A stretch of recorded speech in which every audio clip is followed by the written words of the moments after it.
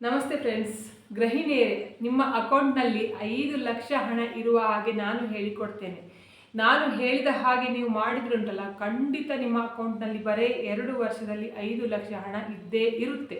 ನಾನು ಕೂಡ ಇದನ್ನು ಮಾಡ್ತಾ ಇದ್ದೇನೆ, ನೀವು ಕೂಡ ಮಾಡಿ ಅಂತ ಹೇಳ್ಕೊಂಡು ಹೇಳುದು. ಒಂದು ವೇಳೆ ನಾನು ಹೇಳಿದ ಹಾಗೆ ನೀವು ಮಾಡದೇ ಇದ್ರೆ, ನಿಮ್ಮ ಇಷ್ಟದ ಪ್ರಕಾರನೇ ನೀವು ಮಾಡಿದ್ರೆ ಏನಾಗುತ್ತೆ ಅಂತ ಹೇಳಿದ್ರೆ, ನಿಮ್ಮ ಅಕೌಂಟ್ನಲ್ಲಿ ನೀವು ಏನು ಮಾಡಿದ್ರು ಕೂಡ, ಎಷ್ಟು ಕಷ್ಟಪಟ್ಟರು ಕೂಡ, ಎಷ್ಟು ಲಕ್ಷ್ಮೀ ಪೂಜೆ ಮಾಡಿದ್ರು ಕೂಡ ನಿಮ್ಮ ಅಕೌಂಟಲ್ಲಿ ಹಣ ಇರುವುದೇ ಇಲ್ಲ. ನಿಮ್ಮ ಅಕೌಂಟ್ ಪಾಸ್ಬುಕ್ಕಲ್ಲಿ ಯಾವತ್ತೂ ಕೂಡ 0 ಬ್ಯಾಲೆನ್ಸೇ ತೋರಿಸ್ತಾ ಇರುತ್ತೆ. ಆದ್ರಿಂದ ಲಕ್ಷ್ಮೀ ಪೂಜೆ ಮಾಡ್ತಿರಲ್ಲ, ಅದರ ಜೊತೆಗೆ ನಾನು ಹೇಳುವ ಕೆಲಸವನ್ನು ಕೂಡ ಮಾಡಿ. ಯಾಕೆ ನಮಗೆ ಲಕ್ಷ್ಮಿ ಒಲಿದಿಲ್ಲ, ಬೇರೆಯವರಿಗೆ ಮಾತ್ರ ಲಕ್ಷ್ಮಿ ಒಲಿತಾಳೆ, ನಮ್ಮ ಮನೆಗೆ ಮಾತ್ರ ಯಾಕೆ ಲಕ್ಷ್ಮಿ ಒಲಿದಿಲ್ಲ ಅಂತ ಹೇಳ್ಕೊಂಡು ನಾನು ಹೇಳಿಕೊಡ್ತೇನೆ. ಯಾಕೆ ಒಲಿದಿಲ್ಲ ಅಂತ ಹೇಳ್ಕೊಂಡು, ಒಲಿಯುವ ಹಾಗೆ ನಾವು ಏನು ಮಾಡಬೇಕು ಅಂತ ಹೇಳ್ಕೊಂಡು ಕೂಡ ಹೇಳ್ತೇನೆ. ನೀವು ಫಸ್ಟ್ ಯಾವುದೇ ಗೃಹಿಣಿಯರಾಗಿಲ್ಲ ಅಥವಾ ಹೆಣ್ಣು ಮಕ್ಕಳಾಗಲಿ, ನೀವು ದುಡಿತಾ ಇದ್ರೆ ಅಥವಾ ದುಡಿದಿಲ್ಲ ಅಂತ ಹೇಳ್ಕೊಂಡು ಆದರೂ ಕೂಡ ಪರವಾಗಿಲ್ಲ, ಫಸ್ಟ್ ನಿಮ್ಮ ಕೈಗೆ ಒಂದು ಕೆಂಪು ದಾರವನ್ನು ಹಾಕೊಳ್ಳಿ. ಯಾಕೆ ಅಂತ ಹೇಳಿದ್ರೆ, ಕೆಂಪು ಬಣ್ಣ ಉಂಟಲ್ಲ, ಮಹಾಲಕ್ಷ್ಮಿಗೆ ತುಂಬ ಇಷ್ಟ. ನೀವು ಕೆಂಪು ಬಣ್ಣದ ವಸ್ತುವಿನಿಂದ ಉಂಟಲ್ಲ, ದೇವರಿಗೆ ಮಹಾಲಕ್ಷ್ಮಿಗೆ ಪೂಜೆ ಮಾಡಿದರೆ ಮಹಾಲಕ್ಷ್ಮಿ ಬೇಗ ಒಲಿತಾಳೆ ಅಂತ ಹೇಳ್ಕೊಂಡು ಹೇಳ್ತಾರೆ. ಆದ್ರಿಂದ ಉಂಟಲ್ಲ, ನಿಮಗೆ ದೃಷ್ಟಿ ಕೂಡ ಬೀಳುವುದಿಲ್ಲ. ಆಯ್ತಾ, ಕೆಲವರು ಎಣಿಸ್ಕೊಳ್ತಾರೆ ದೃಷ್ಟಿ ಬೀಳುತ್ತೆ ಹಾಗೆ ಹೀಗೆ ಅಂತ ಹೇಳ್ಕೊಂಡು ಹೇಳ್ತಾರಲ್ವಾ, ದೃಷ್ಟಿ ಕೂಡ ಬೀಳುವುದಿಲ್ಲ. ಬೇಕಾದ್ರೆ ನೀವು ನಮ್ಮನ್ನು ನಂಬಲಿಲ್ಲ ಅಂತ ಹೇಳಿದ್ರು, ಸೀರಿಯಲ್ ಆ್ಯಕ್ಟರ್ಗಳನ್ನು, ತುಂಬ ಸೀರಿಯಲನ್ನು ನೀವು ನೋಡಿರ್ತಾರೆ. ಆಯ್ತಾ, ನೋಡದೇ ಇರೋರು ಯಾರೂ ಇಲ್ಲ. ಇವಾಗ ನನ್ನ ಚಾನಲಲ್ಲಿ ವಿಡಿಯೋ ನೋಡ್ತಿದ್ದೀರಾ ಅಂತ ಹೇಳಿದ್ರೆ, ನೀವು ಸೀರಿಯಲ್ ನೋಡಿರ್ತೀರ. ಅವರ ಬರೇ ಮುಖ ನೋಡುವ ಬದಲು ಉಂಟಲ್ಲ, ಅವರದ್ದು ಒಂದು ಸಲ ಕೈ ಕೂಡ ನೋಡಿ. ಅವರ ಕೈಯಲ್ಲಿ ಕೂಡ ಕೆಂಪು ದಾರ ಹಾಕೊಂಡಿರ್ತಾರೆ. ಯಾಕಂತ ಹೇಳಿದ್ರೆ, ಅವರಿಗೂ ಕೂಡ ಮಹಾಲಕ್ಷ್ಮಿ ಒಲಿಬೇಕು. ಮಹಾಲಕ್ಷ್ಮಿ ಒಲಿದ್ರೆ ಅಲ್ವಾ ಅವರಿಗೆ ಚಾನ್ಸ್ ಸಿಗೋದು, ಆ್ಯಕ್ಟಿಂಗ್ ಮಾಡ್ಲಿಕ್ಕಾಗಲಿ ಬೇರೆ ಯಾವುದಕ್ಕಾಗಲಿ. ಆದ್ರಿಂದ ಉಂಟಲ್ಲ, ಒಂದು ಕೆಂಪು ದಾರವನ್ನು ಕೈಗೆ ಕಟ್ಕೊಳ್ಳಿ. ಇವಾಗ ನಾನು ಹೇಳ್ತಾ ಹೋಗ್ತೇನೆ ಏನೆಲ್ಲ ಮಾಡಬೇಕು. ನಿಮ್ಮ ಅಕೌಂಟ್ನಲ್ಲಿ 2 ವರ್ಷದಲ್ಲಿ 5 ಲಕ್ಷ ಇರಬೇಕು ಅಂತ ಹೇಳಿದ್ರೆ, ನೀವು ಕೇಳ್ಬೋದು, ನಿನ್ನ ಅಕೌಂಟ್ನಲ್ಲಿ ಹಣ ಉಂಟು 5 ಲಕ್ಷ ಅಂತ. ಖಂಡಿತ ಉಂಟು. ಆಯ್ತಾ, ನಾನು ಏನು ಮಾಡ್ತೇನೆ ಅಂತ ಹೇಳಿದ್ರೆ, ಬೇರೆ ಕೆಲಸ ಕೂಡ ಮಾಡ್ತೇನೆ. ಯೂಟ್ಯೂಬ್ ಮಾತ್ರ ಅಲ್ಲ, ಯೂಟ್ಯೂಬ್ ಬಿಟ್ಟು ಬೇರೆ ಕೆಲಸ ಕೂಡ ಮಾಡ್ತೇನೆ. ಯೂಟ್ಯೂಬಲ್ಲಿ ಬರುವ ಹಣ ಉಂಟಲ್ಲ, ಅದನ್ನೇನು ಮಾಡ್ತೇನೆ ಅಂತ ಹೇಳಿದ್ರೆ, RD ಕಟ್ತಾ ಇದ್ದೇನೆ. ಅದರಲ್ಲಿ ಎಷ್ಟೇ ಬರಲಿ, ಆಯಿತಾ, ಯೂಟ್ಯೂಬಲ್ಲಿ ಇಷ್ಟು ಬರುತ್ತೆ ಅಷ್ಟು ಬರುತ್ತೆ ಅಂತೆಲ್ಲ. ಯಾಕಂತ ಹೇಳಿದ್ರೆ, ನಂದು ಜಾಸ್ತಿ ಬರುವುದಿಲ್ಲ ಯೂಟ್ಯೂಬಲ್ಲಿ. ಇರುವ ವಿಷಯವನ್ನು ಹೇಳ್ತೇನೆ. 1 ತಿಂಗಳು ಬರ್ತದೆ, 1 ತಿಂಗಳು ಬರಲಿಲ್ಲ ಅಂತ ಹೇಳಿದ್ರು ಕೂಡ ನನಗೆ ಟೆನ್ಷನ್ ಇಲ್ಲ.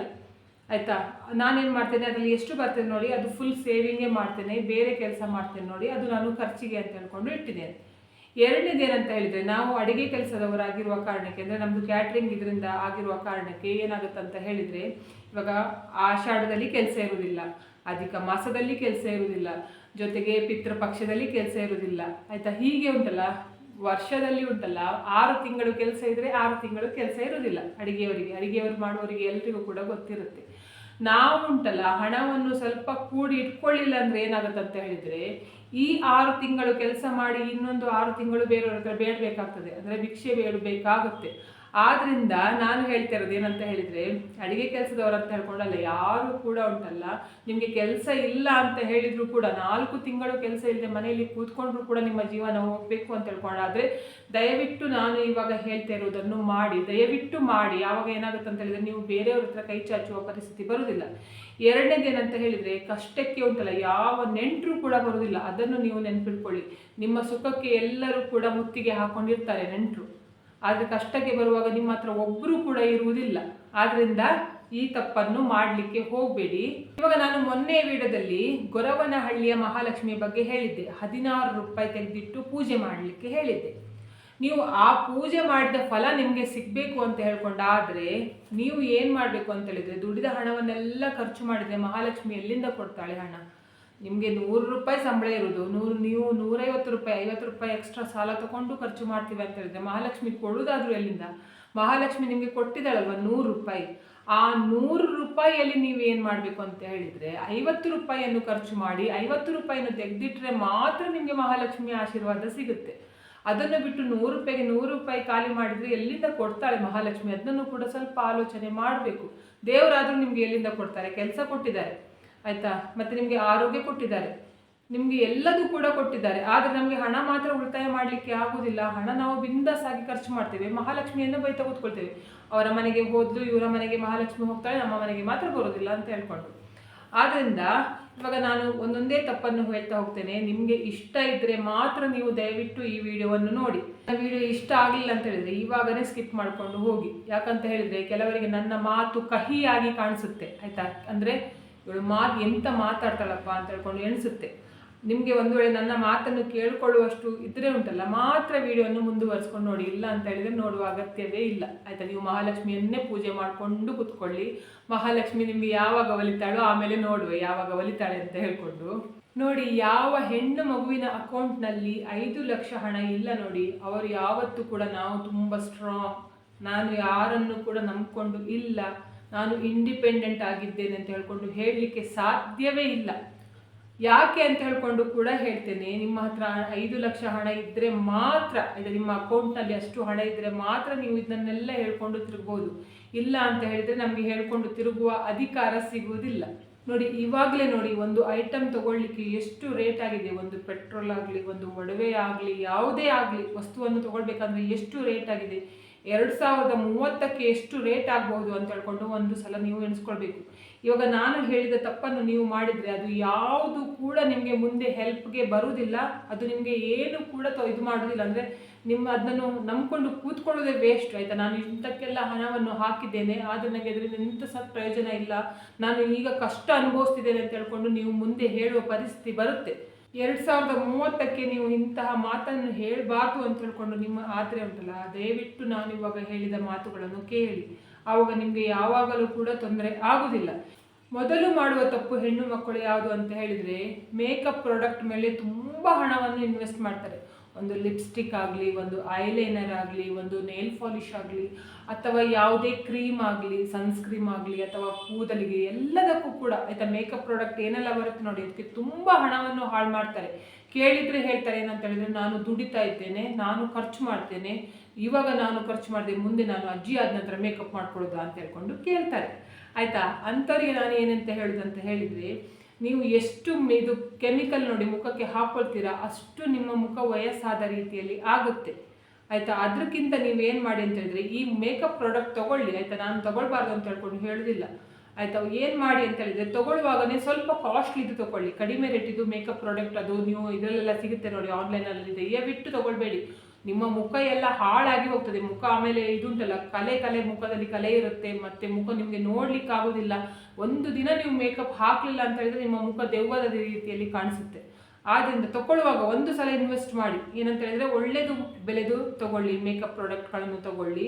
ಆಮೇಲೆ ಉಂಟಲ್ಲ ಅದನ್ನೇ ಯೂಸ್ ಮಾಡಿಬಿಟ್ರೆ, ಇವತ್ತು ಒಂದು ಟಿ ವಿಯಲ್ಲಿ ತೋರಿಸಿದ್ರು ಅದು ತುಂಬ ಚೆಂದ ಉಂಟು, ಈಗ ಇನ್ನೊಂದು ಟಿ ವಿಯಲ್ಲಿ ತೋರಿಸ್ತಾ ಇದ್ದಾರೆ ಅದನ್ನು ತೊಗೊಳ್ತೇನೆ, ಇಲ್ಲ ಇವಾಗ ಹೊಸ ಬ್ರ್ಯಾಂಡ್ ಒಂದು ಮೇಕಪ್ ಐಟಮ್ ಬಿಟ್ಟಿದ್ದಾರೆ ಅದನ್ನು ತೊಗೊಳ್ತೇನೆ, ಇನ್ನೊಂದು ತೊಗೊಳ್ತೇನೆ ಅಂತ ಹೇಳಿದ್ರೆ ನಿಮ್ಮ ದುಡಿದ ಹಣವನ್ನೆಲ್ಲ ಅಥವಾ ನಿಮ್ಮ ಗಂಡನ ಹಣವನ್ನೆಲ್ಲ ನೀವು ಮೇಕಪ್ ಪ್ರಾಡಕ್ಟ್ ಮೇಲೆ ಹಾಕಬೇಕಾಗುತ್ತೆ. ಅದ್ರ ಬದಲು ಉಂಟಲ್ಲ, ಒಂದು ವರ್ಷಕ್ಕೆ ಆಯಿತಾ, ನೀವು ಯಾವುದೇ ಒಂದು ಮೇಕಪ್ ಪ್ರಾಡಕ್ಟ್ ತೊಗೊಂಡ್ರು ಕೂಡ 2 ವರ್ಷ ಎಕ್ಸ್ಪೈರಿ ಡೇಟ್ ಇರುತ್ತಲ್ವ, ಅದರಲ್ಲಿ ಏನು ಮಾಡಿ ಅಂತ ಹೇಳಿದರೆ 2 ವರ್ಷ ಕೂಡ ಅದು ಮಾಡುವಂಥದ್ದು, ಅಂದರೆ ಒಳ್ಳೆಯ ರೇಟ್ ತೊಗೊಂಡ್ರೆ ನಿಮಗೆ 2 ವರ್ಷ ಕೂಡ ಯೂಸ್ ಮಾಡಲಿಕ್ಕಾಗುತ್ತಲ್ಲ, ಆ ರೀತಿಯಲ್ಲಿ ತಗೊಳ್ಳಿ. ಎರಡನೇದು ಏನು ಮಾಡಬೇಕು ಅಂತ ಹೇಳಿದರೆ, ನಿಮಗೆ ಉಂಟಲ್ಲ ಫಂಕ್ಷನ್ಗೆ ಅಲ್ಲಿಗೆಲ್ಲ ಹೋಗೋದಾದರೆ ಮಾತ್ರ ಮೇಕಪ್ಪನ್ನು ಹಾಕ್ಕೊಳ್ಳಿ, ಅದನ್ನು ಬಿಟ್ಟು ಡೈಲಿ ಮೇಕಪ್ ಹಾಕ್ಕೊಳ್ಳಿಕ್ಕೆ ಹೋಗಬೇಡಿ. ಡೈಲಿ ಏನು ಮಾಡಿ ಅಂತ ಹೇಳಿದ್ರೆ, ನಾನು ತುಂಬ ವಿಡಿಯೋ ಮಾಡಿದ್ದೇನೆ ಆಯಿತಾ, ಮನೆಯಲ್ಲೇ ಇರುವ ವಸ್ತುಗಳಿಂದ ನಿಮ್ಮ ಮುಖವನ್ನು ಚೆಂದ ಮಾಡುವ ಹಾಗೆ ನೋಡ್ಕೊಳ್ಳೋದು ಹೇಗೆ ಅಂತ ಆಯಿತಾ. ನಾನು ಇದನ್ನು ಧೈರ್ಯದಲ್ಲಿ ಹೇಳ್ತೇನೆ, ಯಾಕಂತ ಹೇಳಿದೆ ನನಗೆ ಕೂಡ ಕಾಲೇಜ್ಗೆ ಹೋಗುವ ಮಗಳಿದ್ದಾಳೆ ಆಯಿತಾ. ನನ್ನ ಸ್ಕಿನ್ ಎಂತ ಸಹ ಕೂಡ ಹಾಳಾಗಲಿಲ್ಲ ನೋಡಿ. ಯಾವುದೇ ವಸ್ತುವನ್ನು ನಾವು ಹೊಟ್ಟೆಗೆ ತಗೊಳ್ತೇವೆ ಅಂತ ಹೇಳಿದರೆ ಅದು ನಮ್ಮ ಸ್ಕಿನ್ಗೆ ಕೂಡ ಒಳ್ಳೆಯದಾಗಿರುತ್ತೆ. ನಾವು ಕ್ರೀಮ್ ಎಲ್ಲ ತಿನ್ನಕ್ಕಾಗೋದಿಲ್ಲ, ಅದರಿಂದ ಉಂಟಲ್ಲ ಅದು ಸ್ಕಿನ್ಗೆ ಕೂಡ ಒಳ್ಳೆಯದಲ್ಲ. ಅದರಿಂದ ಆದಷ್ಟು ಮನೆಯಲ್ಲಿರುವ ವಸ್ತುವನ್ನೇ ಬಳಸಿ, ಆವಾಗ ನಿಮ್ಮ ಹಣ ಕೂಡ ಉಳಿತಾಯ ಆಗುತ್ತೆ. ನೀವೇ ಲೆಕ್ಕ ಹಾಕೊಳ್ಳಿ, ಎಷ್ಟು ನೀವು ಮೇಕಪ್ಗೆ ಖರ್ಚು ಮಾಡ್ತಿದ್ರೆ ಇವಾಗ ಎಷ್ಟು ನಿಮ್ಮ ಹತ್ರ ಹಣ ಉಳಿದಿದೆ ಅಂತ ಹೇಳ್ಕೊಂಡು ಆಯ್ತು. ಇವಾಗ ನಿಮ್ಮ ಅಲಮಾರಿಯನ್ನು ಓಪನ್ ಮಾಡಿ, ಅಂದರೆ ಬೀರುವನ್ನು ಓಪನ್ ಮಾಡಿ. ನಿಮ್ಮ ಹತ್ರ ಸಾಕಷ್ಟು ಬಟ್ಟೆಗಳು ಉಂಟು ಅಂತ ಹೇಳಿದರೆ ಪುನಃ ಶಾಪಿಂಗ್ ಮಾಡಿ ಬಟ್ಟೆ ತಗೊಳ್ಳುವ ಅಗತ್ಯ ಇಲ್ಲ. ಕೆಲವರು ಯಾವ ರೀತಿಯಲ್ಲಿ ಇರ್ತಾರೆ ಅಂತ ಹೇಳಿದ್ರೆ, ದಿನಕ್ಕೊಂದೊಂದು ಬಟ್ಟೆ ಹಾಕೊಂಡು ತಿರುಗಿದ್ರೆ ಶ್ರೀಮಂತರು ಅಂತ ಹೇಳ್ಕೊಂಡು ಎಣಿಸ್ಕೊಳ್ತಾರೆ ಅಂತ ಹೇಳ್ಕೊಂಡು ಅಷ್ಟು ಇದಿರ್ತಾರೆ ಆಯ್ತಾ. ದಿನ ಒಂದೊಂದು ಡ್ರೆಸ್ ಹಾಕೊಂಡು ತಿರುಗಿದ್ರೆ ನನ್ನನ್ನು ಶ್ರೀಮಂತರು ಅಂತ ಹೇಳ್ಕೊಂಡು ಎಣಿಸ್ತಾರೆ ಜನರು. ದಿನಕ್ಕೆ ಒಂದೊಂದು ಚಪ್ಪಲಿ ಹಾಕೊಂಡು ತಿರುಗಿದ್ರೆ ನನ್ನನ್ನು ತುಂಬ ಶ್ರೀಮಂತರು, ನಾನು ರಿಚ್ ಅಂತ ಹೇಳ್ಕೊಂಡು ಎಣಿಸ್ತಾರೆ. ಮತ್ತೆ ಎಂತ, ದಿನಕ್ಕೆ ಒಂದೊಂದು ಬ್ಯಾಗ್ ಹಿಡ್ಕೊಂಡು ತಿರುಗಿದ್ರೆ ನಾನು ತುಂಬ ಶ್ರೀಮಂತೆ ಅಂತ ಹೇಳ್ಕೊಂಡು ಎಣಿಸ್ಕೊಳ್ತಾರೆ ಅಂತ ಹೇಳ್ಕೊಂಡು ದುಡಿದ ಹಣವನ್ನೆಲ್ಲ ಏನು ಮಾಡ್ತಾರೆ ಅಂತ ಹೇಳಿದ್ರೆ ಬರೀ ಬಟ್ಟೆ ತಗೊಳ್ಳಿಕ್ಕೆ, ಚಪ್ಪಲಿ ತಗೊಳ್ಳಿಕ್ಕೆ ಅಥವಾ ಬ್ಯಾಗ್ ತಗೊಳ್ಳಿಕ್ಕೆ ಹಾಳು ಮಾಡ್ತಾರೆ. ಅಥವಾ ಇವಾಗ ನೀವು ಕಷ್ಟಪಟ್ಟು ದುಡಿದ ಹಣವನ್ನೆಲ್ಲ ಬಟ್ಟೆಗೆ ಹಾಕ್ತಿದ್ದೀರಂದ್ರೆ ಮುಂದೆ ನಿಮ್ಗೆ ಒಂದು ವೇಳೆ ಕಷ್ಟ ಬಂತು ಅಂತ ಹೇಳಿದ್ರೆ ಆ ಬ್ರ್ಯಾಂಡೆಡ್ ಬಟ್ಟೆ ಯಾವ ಕೆಲಸಕ್ಕೂ ಕೂಡ ಬರುವುದಿಲ್ಲ. ಆದ್ದರಿಂದ ಉಂಟಲ್ಲ, ಅಗತ್ಯ ಇರುವಷ್ಟು ಬಟ್ಟೆಗಳನ್ನು ಮಾತ್ರ ತಗೊಳ್ಳಿ, ಜಾಸ್ತಿ ಶಾಪಿಂಗ್ ಮಾಡಲಿಕ್ಕೆ ಹೋಗಬೇಡಿ. ಸೀರೆಗಳನ್ನು ಕೂಡ ಹಾಗೆ ಆಯಿತಾ. ಸೀರೆಗಳು ಏನಾಗುತ್ತೆ ಅಂತ ಹೇಳಿದರೆ, ನೀವು ಒಂದು ಸಲ ಒಳ್ಳೆಯ ಸೀರೆ ತೊಗೊಂಡ್ರುಂಟಲ್ಲ, ಅದು ಪುನಃ ರಿಪೀಟ್ ಮಾಡಿಕೊಂಡು ಉಡ್ಕೊಳ್ಳಿಕ್ಕೆ ಆಗುತ್ತೆ. ಅದನ್ನು ಬಿಟ್ಟು ಉಂಟಲ್ಲ, ಇವಾಗ ಹೊಸದು ಒಂದು ಸೀರೆ ಬಿಟ್ಟಿದ್ದಾರೆ, ಆ ಥರದ್ದು ಡಿಸೈನ್ದು ಸೀರೆ ಬಿಟ್ಟಿದ್ದಾರೆ, ಆ ಥರದ್ದು ಸೀರೆ ಸಿಗುತ್ತೆ ಅಂತ ಹೇಳ್ಕೊಂಡು ನೀವು ತೊಗೊಂಡ್ರೆ ಅದೊಂದು 1 ವರ್ಷ 2 ವರ್ಷ ಆಗುವಾಗ ಆ ಸ್ಟೈಲೇ ಹೋಗುತ್ತೆ. ಆಮೇಲೆ ನಿಮಗೆ ಹಾಕ್ಕೊಳ್ಳಿಕ್ಕೆ ಅದೇ ನಿಮಗೆ ಒಂಥರ ಅನಿಸುತ್ತೆ ಆಯಿತಾ. ಕೆಲವರಂತೂ ಸೀರೆ ತುಂಬಿ ಇರ್ತಾರೆ, ಒಂದು ಬ್ಲೌಸ್ ಕೂಡ ಹೊಲಿದಿರೋದಿಲ್ಲ, ಅಷ್ಟು ಬ್ಲೌಸ್ ಇದು ಸೀರೆ ಹಾಕಿರ್ತಾರೆ ಬೀರುವಲ್ಲಿ. ಅದನ್ನು ನೀವು ಉಟ್ಕೊಳ್ಳುವ ಸಮಯದಲ್ಲಿ ಉಂಟಲ್ಲ, ಅದು ಆ ಸ್ಟೈಲೇ ಹೋಗಿರುತ್ತೆ. ಆದ್ದರಿಂದ ನಾನು ಹೇಳ್ತಿರೋದು, ಬಟ್ಟೆ ಮೇಲೆ ಜಾಸ್ತಿ ಹಣವನ್ನು ಹಾಕಲಿಕ್ಕೆ ಹೋಗ್ಬಿಡಿ. ಆ ಹಣವನ್ನು ಕೂಡ ನಿಮ್ಮ ಬ್ಯಾಂಕ್ ಅಕೌಂಟ್ನಲ್ಲೇ ಇಡುವ ಹಾಗೆ ಮಾಡಿ. ಇವಾಗ 3ನೇ ತಪ್ಪು ಏನಂತ ಹೇಳಿದರೆ, ಸಾಮಾನ್ಯವಾಗಿ ಜನರು ಮಾಡೋದು ಏನಂತ ಹೇಳಿದರೆ, ನಾವು ದೊಡ್ಡ ಹೋಟೆಲ್ಗೆ ಹೋಗಿ ಊಟ ಮಾಡೋದು, ದೊಡ್ಡ ಐಟಮ್ಗಳನ್ನು ತಿನ್ನೋದು, ಅಥವಾ ಏನಂತ ಹೇಳಿದರೆ ದೊಡ್ಡ ಶಾಪಿಂಗ್ ಮಾಲ್ಗಳಿಗೆ ಹೋಗೋದು, ಅಥವಾ ದಿನಕ್ಕೆ ಒಂದೊಂದು ಊರು ತಿರುಗೋದು. ನೀವು ಯೂಟ್ಯೂಬರ್ಗಳನ್ನು ನೋಡಿ ಅಥವಾ ಇನ್ಸ್ಟಾಗ್ರಾಮ್ನಲ್ಲಿ ನೋಡಿ ಆಯಿತಾ, ಅವರೆಲ್ಲ ಆ ಥರ ಜೀವನ ಮಾಡ್ತಾ ಇದ್ದಾರೆ, ನಾನು ಕೂಡ ಅದೇ ರೀತಿ ಜೀವನ ಮಾಡಬೇಕು ಅಂತ ಹೇಳಿದರೆ ನೀವು ಅದನ್ನು ಆಸೆ ಬಿಡಿ. ಯಾಕಂತ ಹೇಳಿದರೆ ಅವರ ಲೈಫಲ್ಲಿ ಏನಾಗ್ತಾಯಿದೆ ಅಂತ ಹೇಳ್ಕೊಂಡು ಅವರಿಗೆ ಮಾತ್ರ ಗೊತ್ತುಂಟು ಆಯಿತಾ. ಅವರು ನಿಮ್ಮ ಎದುರುಗಡೆ ಉಂಟಲ್ಲ ಏನು ಮಾಡ್ತಾರಂತ ಹೇಳಿದರೆ, ಚಂದ ಬಟ್ಟೆ ಹಾಕೊಳ್ತಾರೆ ತುಂಬ ಆಯಿತಾ. ಏನು ಮಾಡ್ತಾರಂತ ಹೇಳಿದರೆ ಶಾಪಿಂಗ್ ಮಾಡ್ತಾರೆ, ಅದೇ ರೀತಿಯಲ್ಲಿ ಬೇರೆ ಕಡೆ ತಿರುಗುತ್ತಾರೆ, ಚಂದ ಊಟ ಮಾಡ್ತಾರೆ. ಆದರೆ ಉಂಟಲ್ಲ ಅವರಿಗೆ ಅಲ್ಲಿ ಅದೇ ರೀತಿಯಲ್ಲಿ ಹಣ ಕೂಡ, ನೀವು ನೋಡ್ತಿರಲ್ವ ವಿಡಿಯೋ, ಅದೇ ರೀತಿಯಲ್ಲಿ ಅವರಿಗೆ ಹಣ ಬರ್ತಾ ಇರುತ್ತೆ. ನಿಮಗೆ ಯಾರು ಕೊಡ್ತಾರೆ? ಇವಾಗ ಯಾರು ಕೊಡೋದಿಲ್ಲ. ಈಗ ಯೂಟ್ಯೂಬರ್ಗಳಿಗಾದರೆ ನೀವು ವಿಡಿಯೋ ನೋಡ್ತೀರಾ, ಆ ವಿಡಿಯೋದಿಂದ ಅವರಿಗೆ ಹಣ ಬರುತ್ತೆ, ಆ ಹಣದಿಂದ ಅವರು ಖರ್ಚು ಮಾಡ್ತಾರೆ. ನೀವು ಅದನ್ನು ನೋಡಿಕೊಂಡು ಅವರು ಆ ಥರ ಜೀವನ ಮಾಡ್ತಿದ್ದಾರೆ, ಅವರು ಆ ಹೋಟೆಲ್ಗೆ ಹೋಗಿ ತಿಂದರು, ನಾವು ಕೂಡ ಅದೇ ಹೋಟೆಲ್ಗೆ ಹೋಗಿ ತಿನ್ನಬೇಕು ಇಲ್ಲ ಅಂತ ಹೇಳಿದರೆ, ನಾವು ವಾಟ್ಸಪ್ ಸ್ಟೇಟಸ್ ಹಾಕ್ಲಿಕ್ಕೋಸ್ಕರನೇ ನಾವು ಈ ರೀತಿಯಲ್ಲಿ ನಾವು ದುಡಿದ ಹಣವನ್ನು ಬಿಂದಾಸ್ ಆಗಿ ಖರ್ಚು ಮಾಡ್ತಿದ್ದೇವೆ, ಬಿಂದಾಸ್ ಆಗಿ ಉಡಾಯಿಸಿದ್ದೇವೆ ಅಂತ ಹೇಳಿದರೆ ಉಂಟಲ್ಲ, ವಾಟ್ಸಪ್ಗೆ ಫೋಟೋ ಎಲ್ಲ ಹಾಕೋದೆಲ್ಲ ಕರೆಕ್ಟು. ನಿಮ್ಮ ವಾಟ್ಸಪ್ ಸ್ಟೇಟಸ್ ನೋಡುವವರು ಉಂಟಲ್ಲ, ಎಲ್ಲರೂ ಕೂಡ ಒಳ್ಳೆಯವರಾಗಿರುವುದಿಲ್ಲ, ನಿಮ್ಮವರು ಕೂಡ ಒಳ್ಳೆಯವರಾಗಿರುವುದಿಲ್ಲ. ನೀವು ಎಣಿಸ್ತೀರೇನಂತ ಹೇಳಿದರೆ, ಪಾಪ ನನ್ನನ್ನು ನೋಡ್ಕೊಂಡು ಉಂಟಲ್ಲ ಹೊಟ್ಟೆ ಒಳಗೆ ಬಗ ಆಗುತ್ತೆ, ನೋಡಿ ಇಂಥ ಹೋಟ್ಲಿಗೆ ಹೋಗಿ ತಿಂತಾ ಇದ್ದಾಳೆ, ಅಥವಾ ಇವಳು ಈ ಥರ ಡ್ರೆಸ್ ಹಾಕ್ಕೊಂಡಿದ್ದಾಳೆ, ಇಲ್ಲ ಆ ಊರು ತಿರುಗಿ ಬಂದಿದ್ದಾಳೆ ಅಂತ ಹೇಳ್ಕೊಂಡು ನಿಮ್ಮ ಮನಸ್ಸಲ್ಲಿ ಎಣಿಸುತ್ತೆ. ನಾನು ಇಲ್ಲೆಲ್ಲ ಹೋಗಿದೆ ಅಂತ ಹೇಳ್ಕೊಂಡು ಗೊತ್ತಾಗಲಿ ಅಂತ ಹೇಳ್ಕೊಂಡು ನೀವು ಸ್ಟೇಟಸ್ ಹಾಕೋದು. ನೋಡುವವರ ಕಣ್ಣು ಉಂಟಲ್ಲ, ಅದೇನಾಗುತ್ತಂತ ಹೇಳಿದರೆ ನಿಮ್ಮ ಸ್ಟೇಟಸ್ನಲ್ಲೇ ಹಾಕಿ ಉರಿತಾ ಇರುತ್ತೆ. ಸೀದಾ ಕಣ್ಣಿನ ದೃಷ್ಟಿ ಉಂಟಲ್ಲ, ಅದು ನಿಮ್ಮ ಮೇಲೆ ಬೀಳುತ್ತೆ. ನಿಮ್ಮ ಮೇಲೆ ಬಿದ್ದರೆ ಏನಾಗುತ್ತಂತ ಹೇಳಿದರೆ, ನೀವು ಆಮೇಲೆ ಆ ಜನ್ಮಕ್ಕೆ ಆ ಹೋಟೆಲ್ಗೂ ಕೂಡ ಹೋಗ್ಲಿಕ್ಕಿಲ್ಲ, ಒಳ್ಳೆ ಬಟ್ಟೆ ಕೂಡ ಹಾಕ್ಲಿಕ್ಕಿಲ್ಲ, ಆಮೇಲೆ ಊರು ತಿರುಗಲಿಕ್ಕೆ ಅಂತೂ ದೊಡ್ಡೊಂದು ಬಿಡಿ, ಊರು ತಿರುಗೋದಂತೂ ಆಮೇಲೆ ಬೇರೆ ಮಾತು ಆಯಿತಾ. ನಿಮಗೆ ಆರೋಗ್ಯ ಕೂಡ ಕೈ ಕೊಡುತ್ತೆ, ಎಲ್ಲ ಕೂಡ ಕೊಡುತ್ತೆ. ಆದ್ದರಿಂದ ವಾಟ್ಸಪ್ ಸ್ಟೇಟಸ್ಗೋಸ್ಕರ ಉಂಟು, ದಯವಿಟ್ಟು ನೀವು ನಿಮ್ಮ ಹಣವನ್ನು ಹಾಳು ಮಾಡಲಿಕ್ಕೆ ಹೋಗಬೇಡಿ. ನೀವು ನೋಡಿ, ವಾಟ್ಸಪ್ ಸ್ಟೇಟಸ್ ಹಾಕುವುದೇ ಬೇಡ, ಹಾಕುವ ಅಗತ್ಯ ಇಲ್ಲ. ನೀವು ವಾಟ್ಸಪ್ ಸ್ಟೇಟಸ್ ಹಾಕಿದರೆ ಮಾತ್ರ ನಿಮ್ಮ ಸಂಬಂಧಿಕರಿಗಾಗಲಿ ಅಥವಾ ನಿಮ್ಮದು ಸ್ನೇಹಿತರಿಗಾಗಲಿ ಅಥವಾ ಬೇರೆಯವರಿಗಾಗಲಿ ನೀವು ಆ ಜಾಗಕ್ಕೆ ಹೋಗಿದ್ದೀರಾ, ಇವತ್ತು ಇದನ್ನು ತಿಂದಿದ್ದೀರಾ, ಅಥವಾ ಈ ಬಟ್ಟೆ ಹಾಕಿದ್ದೀರಾ, ಅಥವಾ ಈ ಥರ ತೊಗೊಂಡಿದ್ದೀರಾ ಅಂತ ಹೇಳ್ಕೊಂಡು ಗೊತ್ತಾಗೋದು. ನೀವು ಹಾಕದೇ ಇದ್ದರೆ ಅವರಿಗೆ ಹೇಗೆ ಗೊತ್ತಾಗ್ತದೆ? ಅವರಿಗೆ ಗೊತ್ತಾಗದೇ ಇದ್ದರೆ ಅವರು ಹೇಗೆ ನಿಮಗೆ ಕೆಟ್ಟ ಕಣ್ಣಿನ ದೃಷ್ಟಿ ಹಾಕ್ತಾರೆ ಅಲ್ವಾ? ಆದ್ದರಿಂದ ವಾಟ್ಸಪ್ ಸ್ಟೇಟಸ್ ಹಾಕಲಿಕ್ಕೆ ಹೋಗಬೇಡಿ. ನೀವು ಕೂಡ ಬೇರೆಯವ್ರದ್ದು ವಾಟ್ಸಪ್ ಸ್ಟೇಟಸ್ ನೋಡಲಿಕ್ಕೆ ಹೋಗಬೇಡಿ. ಅಗತ್ಯ ಇದ್ದರೆ ಮಾತ್ರ ನೀವು ಬೇರೆಯವ್ರದ್ದು ವಾಟ್ಸಪ್ ಸ್ಟೇಟಸ್ ನೋಡಿ ಬಿಟ್ಟರೆ ಉಂಟಲ್ಲ, ಇದು ಅವರು ಅದನ್ನು ಹಾಕಿದ್ರು ಅಂತ ಹೇಳ್ಕೊಂಡು ನೀವು ಬೇಜಾರು ಪಡ್ಕೊಳ್ಳೋದು. ಕೆಲವರು ಏನು ಮಾಡ್ತಾರಂತ ಹೇಳಿದರೆ, ಆ ಥರ ಸ್ಟೇಟಸ್ ಹಾಕ್ತಾರಲ್ಲ, ಆಗ ನಾವಿಲ್ಲಿ ಕೂತ್ಕೊಂಡು ಅವರು ಆ ಊರಿಗೆ ಹೋದರು, ಅವರಿಬ್ಬರು ಗಂಡ ಹೆಂಡತಿ ಅಷ್ಟು ಖುಷಿಯಲ್ಲಿದ್ದಾರೆ, ಅವರು ಅಲ್ಲಿ ಬಟ್ಟೆ ನೋಡಿ ಅವ್ರದ್ದು ಹಾಗೆ ಬಟ್ಟೆ ಹಾಕಿದ್ದಾರೆ, ಅವಳ ಹತ್ರ ನೋಡಿ ಇಷ್ಟು ಒಡವೆ ಉಂಟು, ಅವಳ ಹತ್ರ ನೋಡಿ ಅಷ್ಟು ಒಡವೆ ಉಂಟು ಅಂತ ಹೇಳ್ಕೊಂಡು ನಾವು ಎಣಿಸಿ ನಮ್ಮ ತಲೆಯನ್ನು ನಾವು ಹಾಳು ಮಾಡ್ಕೊಳ್ತೇವೆ, ಅಥವಾ ನಮ್ಮ ಮನಸ್ಸನ್ನು ನಾವು ಹಾಳು ಮಾಡ್ಕೊಳ್ತೇವೆ. ಅದ್ರ ಬದಲು ನೀವು ಸ್ಟೇಟಸ್ ಹಾಕಬೇಡಿ, ಬೇರೆಯವ್ರದ್ದು ಸ್ಟೇಟಸ್ ನೋಡಲಿಕ್ಕೆ ಕೂಡ ಹೋಗಬೇಡಿ ಆಯಿತಾ. ಇದರಿಂದ ಏನಾಗುತ್ತೆ ಅಂತ ಹೇಳಿದರೆ, ನಿಮಗೆ ಯಾವ ಕೆಟ್ಟ ಕಣ್ಣಿನ ದೃಷ್ಟಿ ಕೂಡ ಬೀಳಲಿಕ್ಕೆ ಹೋಗೋದಿಲ್ಲ. ಮತ್ತು ಬೇರೆಯವರು ನೋಡಲಿ ಅಂತ ಹೇಳ್ಕೊಂಡು ನೀವು ಹಣವನ್ನು ಹಾಳು ಮಾಡಿದ್ರಲ್ಲ ಇಷ್ಟು ದಿವಸ, ಅದು ಕೂಡ ನಿಮ್ಮ ಅಕೌಂಟ್ನಲ್ಲೇ ಬರುತ್ತೆ ಆಯಿತಾ, ಅದರಲ್ಲೇ ನಿಮ್ಮ ಅಕೌಂಟ್ನಲ್ಲೇ ಉಳಿಯುತ್ತೆ. ಆದ್ದರಿಂದ ಇದನ್ನು ಕೂಡ ಮಾಡಲಿಕ್ಕೆ ಹೋಗಬೇಡಿ. 4ನೇದು ಏನಂತ ಹೇಳಿದರೆ, ಜನರ ಕಣ್ಣಿಗೆ ನಾವು ಶ್ರೀಮಂತರ ಥರ ಕಾಣಿಸ್ಬೇಕು ಅಂತ ಹೇಳ್ಕೊಂಡುಂಟಲ್ಲ, ನಾವು ಸಾಲಗಾರರಾಗುವುದು ದೊಡ್ಡ ತಪ್ಪು. ಇದರಷ್ಟು ದೊಡ್ಡ ಅಪರಾಧ ಯಾವುದೂ ಕೂಡ ಇಲ್ಲ ಅಂತ ಹೇಳ್ಕೊಂಡು ಹೇಳ್ತಾರೆ. ಇವಾಗ ನಾವು ನಮ್ಮ ಕೈಯಲ್ಲಿ ಶಕ್ತಿ ಇರುವಾಗ ನಾವು ಸಾಲ ಮಾಡ್ತೇವೆ, ಆಮೇಲೆ ಏನಾಗುತ್ತೆ ಅಂತ ಹೇಳಿದರೆ ಸಾಲಗಾರರು ಬಿಡ್ತಾರ, ಅವ್ರದ್ದು ಇಷ್ಟಿಷ್ಟು EMI ಅಂತ ಹೇಳ್ಕೊಂಡು ಕಟ್ಕೊಂಡು ಹೋಗಲೇಬೇಕಾಗತ್ತೆ. ಆದ್ದರಿಂದ ನಾನು ಹೇಳ್ತಾ ಇರೋದು, EMIಯಲ್ಲಿ ಯಾವ ವಸ್ತುಗಳನ್ನು ಕೂಡ ತಗೊಳ್ಳಿಕ್ಕೆ ಹೋಗಬೇಡಿ. ನಾವು ಶ್ರೀಮಂತರ ಥರ ಕಾಣಿಸ್ಲಿಲ್ಲ ಅಂತ ಹೇಳ್ಕೊಂಡು ಹೇಳಿದ್ರು ಕೂಡ ಪರವಾಗಿಲ್ಲ.